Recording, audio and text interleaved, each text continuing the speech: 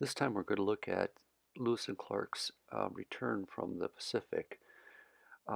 What made it kind of interesting for a TrekMap problem is this, that they split into two groups on July 3rd, and then they rejoined later on in August. So we're going to have to put multiple paths.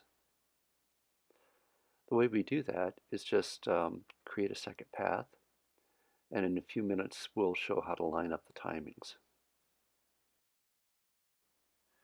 This first path, shown here in red, is the route that Clark took.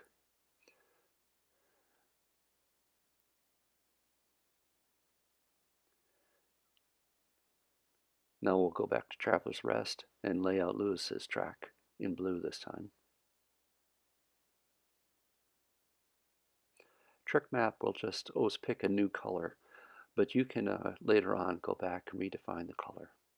Now they've remerged, and for our fourth track, we've got green.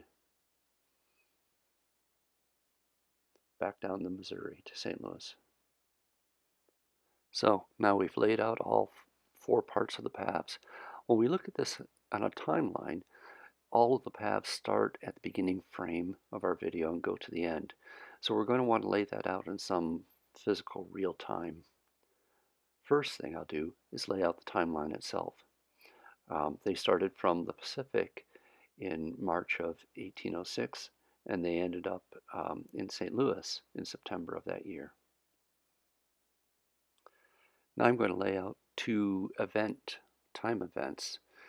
The first one, which will be when they split their group. I can just slide that, or I can go into the panel and type in the actual date.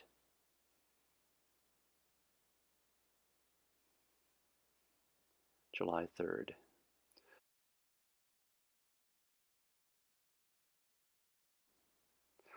And then the rendezvous on August 12th. Now we're going to move the endpoints of each of the paths to line up with the dates that they're supposed to have been on. This is the return trip down to St. Louis, so it starts at the rendezvous. The black path was the Pacific to Traveler's Rest, where they broke up, so that ends at that breakup time. The red and the blue lines were their individual expeditions, so we're going to move them.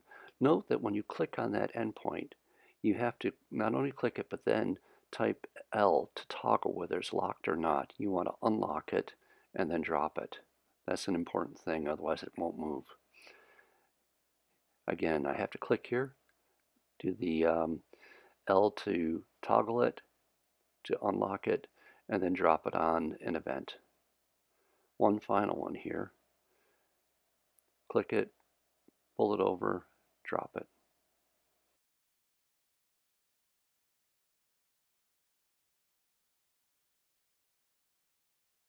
Next, we're going to see that the frames can also be controlled in our timeline.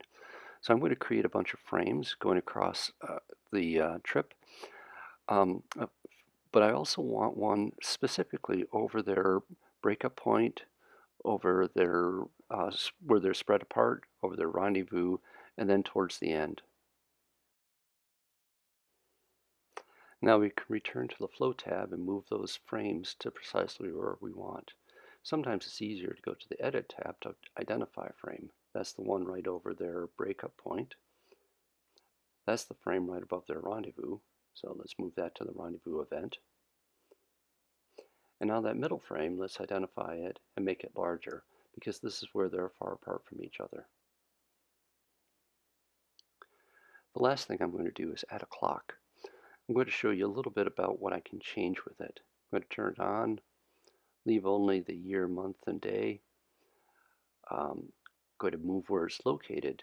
Those two parameters on the left give you its position. The ones on the right are its size.